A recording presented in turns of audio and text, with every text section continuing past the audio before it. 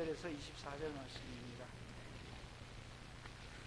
로마서 15장 22절에서 24절. 제가 가진 성경은 신약 261쪽입니다. 함께 읽도록 하겠습니다. 그러므로 또한 내가 너에게 가려 하였던 것이 여러 번 막혔더니 이제는 이 지방에 일할 곳이 없고 또 여러 해 전부터 언제든지 사바나로 갈 때에 너희에게 가기를 바라고 있었으니 이는 지나가는 길에 너희를 보고 먼저 너희와 사귐으로 얼마간 기쁨을 가진 후에 너희가 그리로 보내주기를 바라니라. 아멘.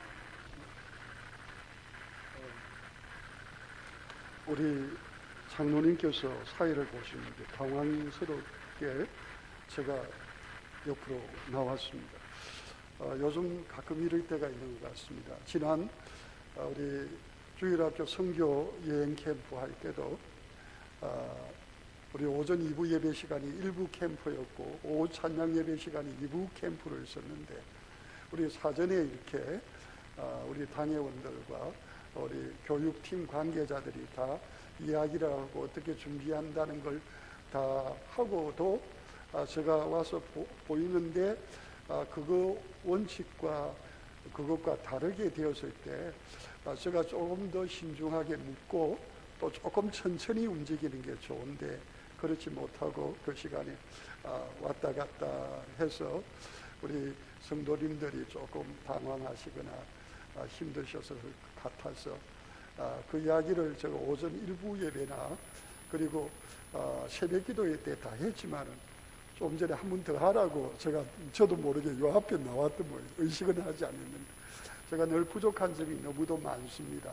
여러분들 사랑으로 기도해 주시고 이해해 주시고 저도 늘 부족한 걸 알기 때문에 하나님 앞에 부르짖고 기도하면서 성령의 큰 권능이 저를 붙잡으셔서 하나님께서 기뻐하시는 귀한 역사가 바로 정말 어려움을 뚫고 나와서 하나님 앞에 이렇게 현장에서 예배드리는 여러분들에게 하나님의 놀라운 축복이 함께 하시기를 주의 이름으로 축복합니다. 우리 오늘까지 우리 부산 지역은 3단계입니다. 오늘 아마 부산시와 그리고 중앙방역대책본부가 의논해서 4단계로 상향을 할지 또 지속할지 그런 이야기가 있게 된다고 합니다. 그러나 분명한 것은 여러분 우리 교회는 이제 세상에서 또 정부에서 어떻게 하느냐는 이야기에 늘 귀를 기울이고 들을 자세를 가져야 합니다. 그러나 그보다 더 중요한 것은 우리가 우리 자신들을 지키기 위해서도 방역에 누가 보나 보지 않으나 그리고 더 철저하게 저는 방역에 최선을 다해야 된다고 믿습니다. 그래서 여러분 앉은 지난주와 똑같은 지정석에 앉아 계십니다. 여러분이 앉아 계신 그 자리의 지정석 그것이 바로 3단계입니다. 3단계. 그래서 우리가 예배를 드릴 때 우리 본당 그리고 준이청 앞에 들어올 때 다 숫자가 적혀 있습니다만은 그 3단계의 기준으로 해서 우리 교회 좌석수가 300석입니다. 아래 위로 전체로 다 합쳐서. 그런데 3단계에서는 몇 프로이냐면 20%입니다. 그래서 60명이 앉을 수 있도록 여기 다 좌석이 배치가 되어 있고 그리고 2단계나 1단계일 때도 이 지정석을 쓰면서 우리 1층에 있는 모든 좌석들을 최대한대로 거리두기를 해서 앉아서 우리가 예배를 드리는 것을 원칙으로 합니다. 왜냐하면은 우리가 이제 더 철저히 어떤 모든 가능성에 대비해서 방역은 저는 필수라고 봅니다. 이 방역은 필수 수단입니다. 무엇을 위한? 하나님 앞에 영광의 예배를, 제한받지 않는 예배를 온전히 드리기 위한 필수 수단이라고 저는 믿거든요. 그래서 우리가 최선을 다해서 참된 예배를 위해서도 우리가 최선을 다해야 하고, 만약에 어떤 분들은 목사님 4단계로 올라가면 어떻게 합니까? 하는데, 여러분 4단계는 이번에 지금까지 비대면으로 들었습니다. 그런데 법원에서 판결이 나서 이번에 수도권에서 4단계를 하면서 뭐냐면은 4단계 때는 비대면 예배가 지금까지는 예배였는데 19명 이하에 대하여서는 대면 예배로 드리기로 되어 있습니다. 법원 판결이 뭐냐면은 하나님 앞에 예배드리는 종교 활동은 이것은 우리 헌법의 최고 중요한 어떤 자유에 속하는 권리다. 그러기에 그것을 존중하기 위해서 이 예배드린 것을 제한하기는 어렵다. 그러나 비상시에는 방역이라는 것을 통해서 그것에 대하여 조심스럽게 접근할 수 있는데 그걸 19명 이하라고 본 겁니다. 그러나 여러분 이거는 형평의 원칙에 절대로 맞지 않습니다. 우리가 백화점이라든지 4단계 상태에서 말합니다. 우리가 소규모 공연장이라든지 그런 데는 다른 원칙이 적용이 되고 있습니다. 그런데 우리는 예배 드리는 데 있어서도 같은 원칙을 4단계에서 다른 곳과 같은 원칙을 준수해 주기를 바라는 겁니다. 왜 이게 오도되고 있었느냐 하면은 여러분 우리 코로나가 처음 발생하면서 계속될 때 그 감염원들이 다 뭐냐면 처음에는 신천지였고 나중에는 교회들 가운데 몇몇 교회들이 연결이 되었습니다. 근데 나중에 이제 우리 2021년 올 2월 달에 국가에서 발표한 게 있습니다. 지금까지 교회가 정상적으로 그렇게 예배드리는 가운데 확진자가 나온 경우는 그건 잘못된 통계에서 나온 겁니다 하고 이야기를 했습니다. 그러니까 뭐냐면은 지금 여러분 어제도 오늘 10시자가 110명입니다. 어제 118명이고 이런 것들은 뭐냐면은 어디에 가서 누구에 의해서 감염되었다고 했는데 전에는 감염된 그분들이 어디에서 감염되고 교회 와서 예배를 드릴 때 예배드린 거기를 감염 진원지로 이야기를 해서 언론에 다 발표가 되고 그랬던 것이 없다는 사실을 우리에게 보여주는 겁니다. 그래서 분명한 것은 여러분 이 기독교계 전체가 그것에 대하여 누구도 일반 믿지 않는 사람도 수긍하도록 분명한 원칙을 가지고 선구에 대하여 분명히 이야기할 겁니다.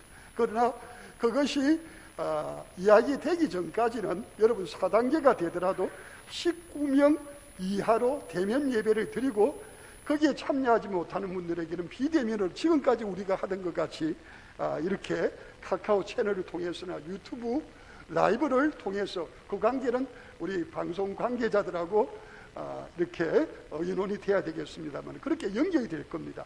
그러나 여러분 그 이전이라도 여러분 우리 주일날 말합니다. 새벽 기도회가 있습니다.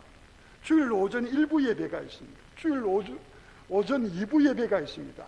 주일 오후 찬양 예배가 있습니다. 이 네 번의 예배에 여러분 20명이 아니까 여러분 제가 이게 4단계가 되면은 여러분들에게 이렇게 문자를 우리 교회에서 해서 드리도록 하겠는데 여러분 예배에 꼭 참석하고 싶으신 분들은요 거기에 저는 19명 이렇게 예배드리는 4단계 상태에서 예배에 무슨 일이 있어도 꼭 참석하겠습니다 하면은 여러분이 문자를 주시면 그걸 규합을 해서 전도사님과 우리 당회원들이 어떻게 결정을 하려고 생각하느냐 하면은 그 가운데 이제 아직 초신자면서 그러면서 가장 갈급하게 원하는 분들은 오전 2부 예배로 배치를 하고 그 다음에는 오전 1부 예배, 그 다음 단계는 오후 찬양 예배, 그리고 믿음이 있고 그러면서 그걸 잘 견딜 수 있는 중직자들에게 한해서는 주일 새벽 기도 이런 식으로라도 당분간을 연결해서 하도록 그렇게 할 테니까 여러분 우리에게 예배는 계속된다는 사실을 아시고 어떤 것 가운데도 위축되지 마시기를 주의 이름으로 축복합니다. 이 코로나가 계속된 후에 우리는 한 번도 예배를 쉰 적이 없습니다. 비대면으로 할 때도 저는 혼자 있으면서 여기서 새벽 제단을 지켰고요. 문들은 열려 있었습니다. 그때 제가 연락을 했어요. 방역 당국에 연락을 해서 교회를 폐쇄하는 겁니까? 예배 시간에 못 들어오는 겁니까? 교회에 폐쇄한 적은 없다는 거예요. 그렇죠? 그래서 그때부터 여러분 비대면으로 할 때도 교회 문은 언제나 열려 있습니다. 여러분들이 새벽 기도하는 시간에 오셔서 혼자서 우리 찬송을 들으러 혼자서 기도하시다가 가면 되는 거예요. 여러분, 예배는 중단하면 안 됩니다. 사탄이 얼마나 무서운지요. 우리 성도들의 심성을 너무 잘 아는 거예요. 여러분, 예배 드리다가 이게 중단되고 한 번이 되고 두 번이 되고 세 번이 되면 결국은 우리가 예배 더 이상 드릴 수 없는 영적 무기력증에 빠진다는 걸 너무너무 마귀는 잘 알아요. 그래서 여러분 어떤 경우라도 야 이제 4단계니까 이제 예배 드리는 것은 끝이구나, 현장 예배는 어렵겠구나, 여러분 그렇게 내려놓는 대신에 여러분 힘들 때는 전화를 주시기를 바랍니다. 그래서 우리 함께 이 어려운 때 하나님을 중심해서 믿음으로 함께 더 열심히 나아가는, 그래서 여러분 우리가 하나님 앞에 더 깊은 믿음 가운데 굳게 설 수 있기를 축복합니다. 그리고 우리가 기도하는 가운데 나라와 민족을 위하여 우리 금요일마다 기도합니다. 그때 뭘 위하여 기도합니까? 하나님, 왜 코로나가 아직도 끝나지 않았습니까?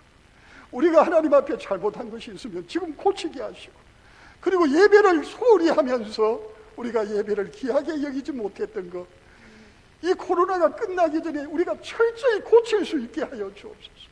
예배에 생명을 걸고 예배에 우리의 삶을 다 드릴 수 있는 그런 하나님의 사람들이 되게 해주십시오 하고 우리가 간절하게 기도하게 되고요.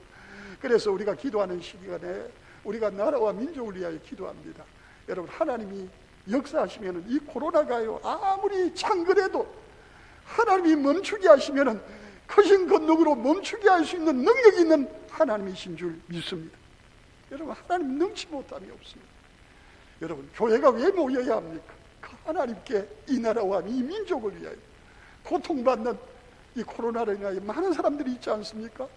여러분, 여름이 되니까 얼마나 더운데 이걸 쓰고 다니려고 하니까 여러분, 심신이 약한 분들은요 그 자체가 너무 힘든 거예요. 이거 누가 도와줍니까? 우리가 기도하면서 하나님께 도움을 청하고 하나님께서 그분들을 불쌍히 여기시고 하나님의 손이 함께해야 될 줄로 믿습니다. 우리 이제 이 시간에 하나님의 말씀을 함께 전하려고 합니다. 우리 같이 하실까요? 땅 끝까지. 우리 7월 달에는 다음 세대에게 선교의 꿈을 꾸게 하소서 하는 제목으로 우리 첫 주, 둘째 주, 셋째 주에는 우리 아까도 말씀드렸듯이 선교 여행 캠프라고 하는 걸 통해서 오전 2부 예배 시간에 1부 캠프, 그리고 오후 찬양 예배 시간에 2부 캠프로 선교에 관한 우리 귀한 선교사님들의 선교의 꿈과 그리고 현장을 우리가 함께 하는 귀한 시간을 가졌습니다. 여러분, 하나님의 꿈은 분명합니다. 하나님의 꿈은 뭡니까? 요한복음 3장 16절에 보니까 하나님이 세상을 이처럼 사랑하사 독생자를 주셨습니다. 이는 저를 믿는 자마다 멸망하지 않고 영생을 얻게 하려 하심이니라. 아멘. 여러분, 하나님의 꿈은 모든 사람이 예수 그리스도의 십자가, 그 십자가의 구원을 통해서 영원한 구원에 이르게 하는 것이 하나님의 꿈입니다. 그래서 성자 하나님 예수님께서 그 꿈을 이루시기 위해 이 땅에 찾아오셨습니다. 그리고 십자가에서 자신을 우리의 죄를 대신하여 십자가에 내어 놓으시고 우리의 죄를 십자가에서 다 심판을 홀로 받으셨습니다. 그리고 부활하셔서 우리를 향한 하나님의 구원을 이루어 주셨습니다. 우리 예수님께서 마태복음 28장에 보니까 그 예수님께서 뭐라고 하십니까? 바로 제자들에게 내가 하늘과 땅의 모든 권세를 하나님 아버지께로 받았다. 너희는 모든 족속에게 가라고, 모든 사람에게 가서 뭘 전하라고 하는 겁니까? 바로 예수의 복음, 구원의 복음을 전하라고 하셨습니다. 그리고 성령 하나님께서 어떤 분으로 오신다고 예수님께서 말씀하셨습니까? 성령이 임하면 너희가 권능을 받고 예루살렘과 사마리아와 땅끝까지 이르러. 여러분, 예루살렘의 더 넓은 지역은 유대입니다. 그리고 유대를 벗어난 지역 사마리아는 유대인이 아닙니다. 사마리아와 그리고 어디까지요? 땅끝까지 이르러 내 증인이 되리라. 그렇게 말씀을 하셨습니다. 그래서 오순절에 성령이 임하시고 저들이 예수 그리스도의 복음을 전하기 시작하는데 여러분, 충격적인 일이 일어났습니다. 여러분, 복음을 받아들이고 예수를 믿고 구원함을 얻으며 성령을 받는 일이 여러분 이방인에게도 일어났다는 사실입니다. 얼마나 큰 충격인지. 이것 때문에 예루살렘에서 예루살렘 총회가 모였습니다. 어떻게 이런 일이 일어날 수 있는지. 이것이 실제고 그리고 하나님께서 이방인에게도 구원받는 것이 하나님의 뜻인가 하고 정인들을 신청했습니다. 누가 오게 됐습니까? 베드로가 오게 됐어요. 여러분, 베드로는요 와서 증언을 합니다. 무엇에 대한 증언? 여러분, 시리아 안디옥이라는 곳에 있는 이방인들이 복음을 듣고 예수 믿었다는 겁니다. 구원을 얻었다는 겁니다. 성령을 받았다는 겁니다. 도저히 이해할 수가 없었어요. 그래서 베드로가 증언을 합니다. 사실입니다. 나도 당신들처럼 그것을 받아들일 수가 없었습니다. 그런데 내가 요파 텔아비브에서 하나님 앞에 시간을 쫓아 기도하고 있는데 하늘에서 하나님께서 보여주시는 분명한 하나님의 메시지가 있었습니다. 그것은 내가 깨끗하다 하는 것을 너희가 더럽다 하지 말라. 그리고는 고넬료가 보낸 사람들을 만나서 이방인의 가정에 들어가서 그곳에 모인 사람들에게 하나님의 말씀을 전하는데 성령이 임하셨어요. 그 사람들을 구원해 주셨습니다. 여러분, 땅끝까지라고 하는 것이 저들이 생각할 때는 유대인들 가운데, 여러분, 예루살렘이라 팔레스타인이 아니라 여러분 세계 모든 것이 다 흩어져 있다고 생각했어요. 그래서 땅끝에 있는 유대인들, 디아스포라, 유대인 흩어져 사는 그들에게 복음 전하는 것으로 구원받게 하라는 것으로만 알아들었는데 그게 아니에요. 누구예요? 유대인이 아니에요. 이방인들에게. 피부색이 다르고 출생지가 다르고 모든 것이 다르지만은 누가 아십니까? 하나님만이 아시는 하나님의 택한 백성, 하나님이 구원하실 바로 그 사람을 끝까지 최후의 한 사람까지 하나님이 구원하신다는 사실입니다. 여러분, 이걸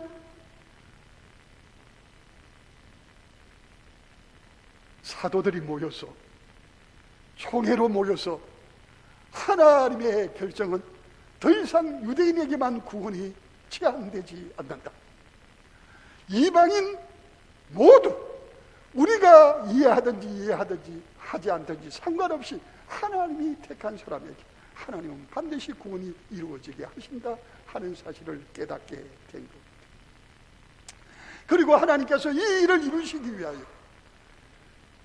우리 예수님을 핍박하던 누구를, 사울을 시리아의 수도인 다마스커스에서 우리 예수님께서 그를 만나 주셨습니다. 그에게 우리 예수님이 내가 십자가에 죽었고 다시 사신 그 너에게 지금까지 핍박받은 바로 그 예수가 나라고 말씀을 해주셨습니다. 그리고 여러분, 그 사울을 우리 예수님께서 이방인들에게 복음을 전하는 전도자, 이방인들이 있는 곳이라면 어디까지 가서 복음을 전하는 선교사로 세워주셨습니까? 예수님께서 사도 바울을 그렇게 세워주셨습니다. 자, 오늘 말씀은 그런 사도 바울이 로마에 있는 이미 예수 믿는 많은 이방인들에게, 그리고 거기에는 유대인들도 있습니다마는 그들에게 보내는 편지입니다. 우리 다시 편지의 내용을 보실까요? 오늘 15장 여기 2절에 보니까 뭐라고 말하고 있습니까?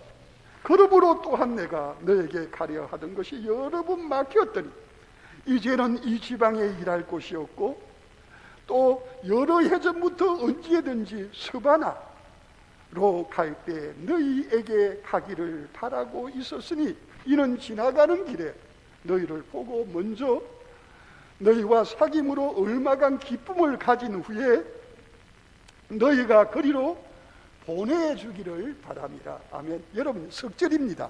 그런데 이 속에는 얼마나 많은 바울의 비전에 대한 분명한 그의 뜻이 담겨 있는 줄 모릅니다.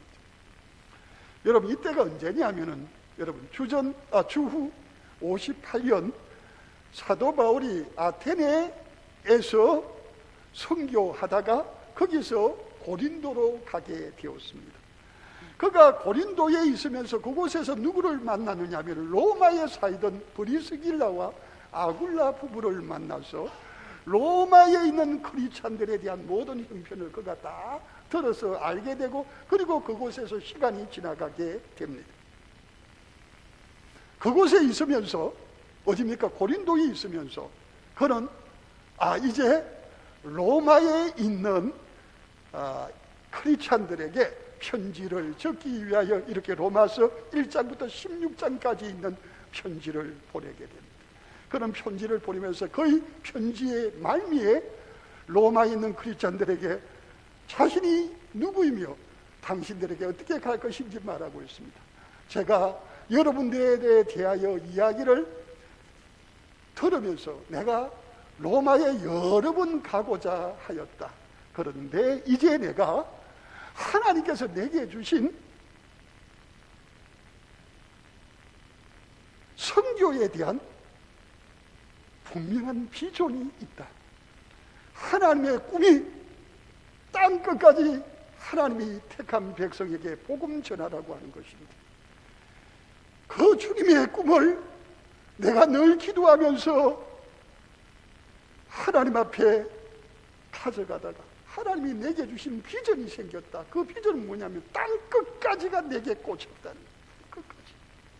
그래, 나는 땅 끝까지 복음을 들고 그 땅 끝에 있는 그들에게 예수 구원을 전해야 되겠다고 결심을 하였다. 이것이 지금 내가 편지 쓰기 전에 여러 해 전부터 내가 가진 비전이다. 선교에 대한 비전이다. 여러분, 바울의 선교에 대한 비전은 뭐라고요? 땅 끝까지입니다. 이 땅 끝까지에 대한 선교의 비전을 가지고 계속 기도하다가 여기 고린도에서 이제 내가 할 일은 다 했고 이제 내가 예루살렘으로 갔다가 그리고 로마에 들르게 될 것이다. 내가 로마에 가서 여러분들과 같이 만나서 여러분과 대화하면서 여러분에게 힘이 되고 예수 그리스도 안에서 아름다운 신교가 이루어지기를 바랍니다.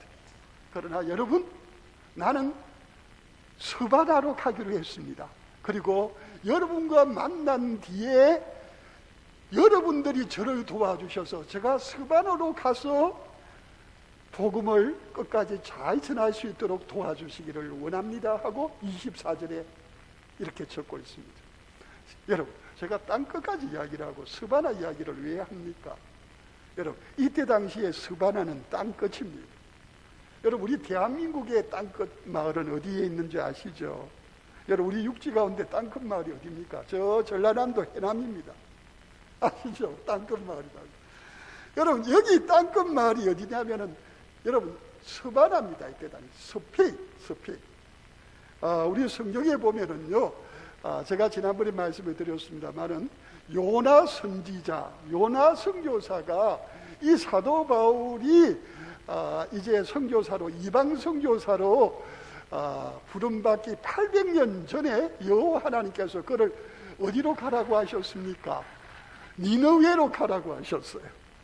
그 니느웨로 가서 그곳에 있는 사람에게 그들의 죄에 대하여 하나님의 심판을 말하고 그리고 그 심판을 전하라고 하셨는데 여러분, 이 요나 선교사는 하나님의 말씀에 순종하고 싶은 마음이 조금도 없었습니다. 그래서 그가 내린 결정이 있습니다. 어디로 가는 겁니까? 다시스로 가는 겁니다. 여러분, 이 다시스는 어디냐 하면은 바로 스바나입니다. 이 부분에 대해서 라이프 성경에는 이렇게 말하고 있습니다. 다시스는 예루살렘에서 무려 3,520km나 떨어진 지중해 서쪽 끝에 있다. 오늘날의 스페인 남부 해안인 지브롤타 인근의 타르테소스로 추정이 된다. 그렇게 말하고 있습니다. 그러니까 여러분, 우리 해남 마을과 같이 여기 스페인의 이 서쪽 끝에 있는 타르테소스 마을이라고 추정하고 있습니다. 그러니까 뭡니까? 여러분, 이 사도 바울 때 말고도 그로부터 800년 전에도 어디요? 땅끝이라고 하면은 바로 그 서쪽 그곳을 말하고 있다는 것을 알 수가 있습니다. 여러분, 이때 당시에요, 여러분, 동쪽 끝은 어디일까요? 저들은 알고 있었습니다. 왜요? 유대인들은 아까도 말씀드렸듯이 이제 뭐냐면 디아스포라가 많기 때문에 이 유대인들이 한 곳에 모여 사는 게 세계 곳곳에 흩어져서 삽니다. 그러니까 동쪽으로 가면은요, 저들이 있는 거기에서 더 지나서 지금이 어디로 보면은요, 어디가 있습니까? 터키를 지나서 이라크, 이란, 그리고 좀 더 넘어가면 어디가 있습니까? 인도가 있어요. 인도. 여러분, 인도 너머에는 어디가 있다는 거 다 압니까? 중국이 있다는 걸 알아요. 그게 땅끝이에요. 동쪽 끝. 그럼 서쪽 끝은 어디입니까? 서쪽 끝이 바로 그 스페인의 그쪽 끝이 서쪽 끝인 거예요. 그래서 동쪽은 많으니까 이야기를 하지 않는데 지금 사도 바울이 꽂힌 데는 서쪽 끝, 땅 끝, 지금 바로 스바나, 스페인, 그러면서 사실은 요나 선지자와 한 가지 다시스와 연결이 된다고 하는 사실입니다. 여러분, 요나 선교사는 어떻게 했습니까? 하나님의 명령을 그는 불순종하고 땅끝까지 가기로 했습니다. 그리고 다시스로 가는 배에 표를 끊고 그 배에 탔습니다. 여러분, 어떻게 되었습니까? 그는 다시스로 가지 못했습니다. 그런데 오늘 여기 사도 바울은 하나님께서 다시스로 가라고 하지 않았습니다. 스페인으로 가라고 먼저 말씀하시지 않았습니다. 그냥 그가 주님 앞에 받은 사랑과 충성이 걸어 주님이 말씀한 그 끝을 붙잡고 싶었습니다. 여러분, 이미 유대인들에게 복음이 있죠. 유대로 복음이 전해져. 그리고 누구를 통해서? 여러분, 7집사, 초대교회 7집사를 통해서 누구에게? 여러분, 이방인인, 여러분, 유대인, 사마리아 사람들은 이방인보다도 더 멉니다. 이방인들에게 누가 복음을 전했습니까? 초대 예루살렘 교회 집사님 가운데 빌립 집사님, 여러분, 사도 빌립이 아닙니다. 집사님 빌립이 사마리아에서 복음을 전하고 많은 사람들이 구원을 받았습니다. 그런데 지금 뭐냐면은 사도 바울은 땅끝, 그러니까 서쪽 끝인 그곳까지 가서 주님의 복음을 전하지 않으면 안 될 것 같은 주님에 대한 감동이 그의 마음에 가득 채워졌다는 거예요. 그래서 그는 그 마음을 오랫도록 품고 있다가 오늘 여기 편지에서 그가 적어서 말하고 있습니다. 저는 스바나로 가야 합니다. 제가 거리로 가는 길에 여러분들을 잠시 둘렀다가 그곳으로 갈 것입니다. 그곳에 가서 여러분과 사귐이 있고 난 후에 여러분, 저의 비전, 저의 최종 목적지가 갈 수 있도록 여러분들의 도움이 필요합니다 하고 편지로 적어 놓은 것을 볼 수가 있습니다. 여러분, 사도 바울에게는 하나님의 꿈이 자신에게는 땅끝이라고 하는, 서평끝이라고 하는, 스바나라고 하는, 다시스라고 하는 그의 비전이 생기게 된 겁니다. 그는 그 비전을 이루기까지 주께서 그와 함께 하실 줄을 믿었습니다. 그리고 그가 드디어 이 고린도를 떠나서 다시 안디옥으로 돌아오고, 그리고 3차 전도 선교 여행 때 에베소로 갔다가 또 고린도로 가게 됩니다. 그때 그가요, 마지막으로 모든 천지 서신서에 보면 나옵니다만 특히 사도행전에 잘 나와 있습니다. 사도행전 19장 20장에 보면은 그가 어디로 가서 예루살렘으로 갔다가 어디로 가기를 원합니다. 로마로 가서 로마를 거쳐서 최종 목적지인 스페인, 스바나 그리고 다시스로 가기를 그가 원하고 있습니다. 그런데 여러분 하나님의 감동으로 성령이 도우셔서 하나님이 주신 꿈을 가지고 그 비전을 이루어 나가는데 여러분 방해가 있어요? 어려움이 있어요? 없어요? 분명한 것은 마귀는요, 여러분 우리가 하나님의 역사와 하나님의 구원과 하나님의 평강을 누리지 못하도록 하기 위하여 항상 방해하고 있다는 사실을 아셔야 합니다. 항상 방해하고 있다는 사실을. 드디어 여러분 사도 바울은요, 에베소에 3년 6개월 동안 있으면서 그들과 함께 했던 장로님들을 시간 관계상 에베소에서 만나지 못하고 밀레도에서 만납니다. 그들을 만나면서 그들이 어떻게 하는 겁니까? 사도 바울에게 예루살렘으로 가지 말라고 하는 거예요. 그들이 뜯어말리는 겁니다. 그때 사도 바울은 그들을 향하여 뭐라고 합니까? 오직 성령이 각성해서 내게 증언하여 결박과 환난이 나를 기다린다고 말하고 있다. 그래서 당신들도 성령의 사람이기 때문에 나를 예루살렘에 가면은 너무도 큰 어려움 가운데 죽음보다 더 깊은 어려움이 있을 것을 알기에 나를 못 가도록 말리고 있는 줄을 안다. 나도 그곳에 가면 거의 죽은 목숨과 똑같은 것을 알고 있다. 그러나 사도 바울은 뭐라고 합니까? 내가 달려갈 길과 주 예수께 받은 사명, 곧 하나님의 은혜의 복음을 증언하는 일을 마치려 하면은 나의 생명조차 조금도 귀한 것으로 여기지 않는다고 고백을 하고 있습니다. 무슨 말입니까? 하나님의 꿈을 쫓은 나의 비전이 하나님 앞에서 이루어지기까지 하나님께서 나를 끝까지 책임지실 줄을 믿는다는 거예요.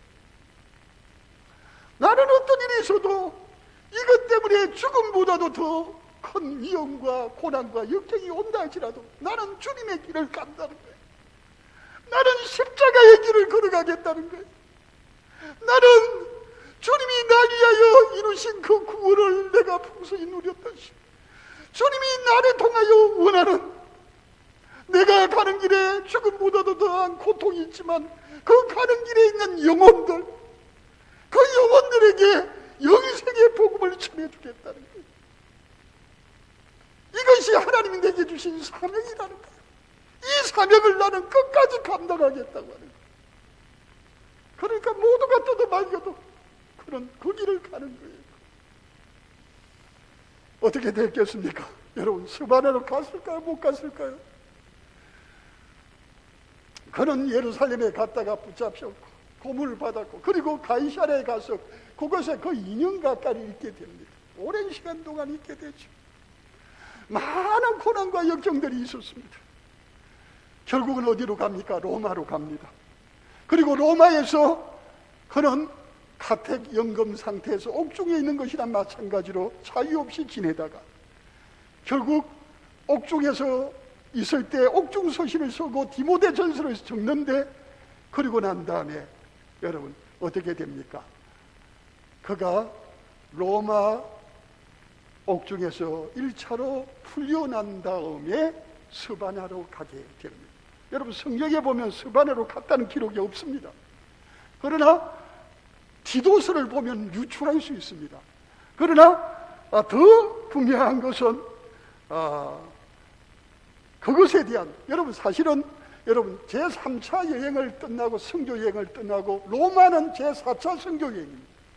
여러분, 스바냐는 제5차 선교 여행이라고 합니다. 이 5차 선교 여행에 대해서 서기 95년, 주후 95년경에 로마의 클레멘스가 고린도 교회에 보낸 편지 가운데 이런 내용이 있습니다. 바울 사도가 스페인으로 가서 전도하고 그곳에 있다가 어디에서? 로마에 다시 갇혀서 그곳에서 순교하였다는 편지가 있습니다. 그런데 여러분, 우리가 이 모든 걸 그거 놓고라도 분명한 것은 여러분, 디모데 후서는 그가 스페인 전도를 마치고 그리고 제차 네로에 의하여 그가 붙잡히고 난 다음에 그가 감옥에서 그가 적은 편지입니다. 이 편지의 내용에 이렇게 말하고 있습니다.